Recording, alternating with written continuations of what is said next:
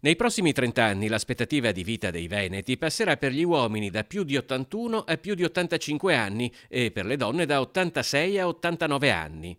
Ma in una regione che registra un'età media sempre più elevata, la non autosufficienza e la solitudine degli anziani sono due problemi che secondo CGIL Cislewill rappresentano altrettante sfide del presente e ancor più dei prossimi anni.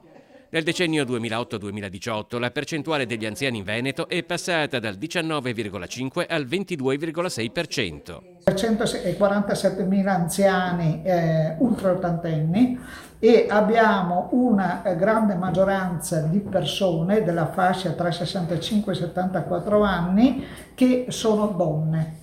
Tra gli ultra ottantenni ben 208.000 vivono da soli e un quarto di loro non è in grado di badare a se stesso del tutto o parzialmente.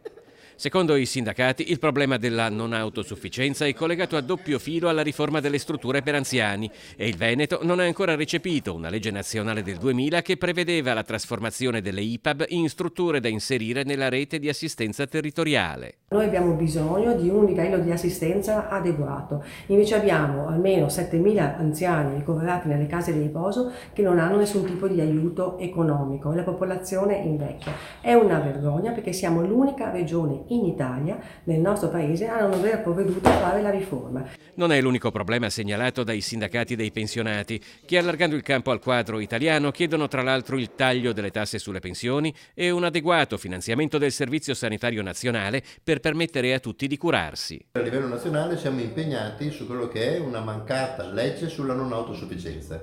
L'Italia, assieme alla Grecia, siamo gli unici due paesi in Europa che non ha una legge. L'Italia ha 1 milione di badanti.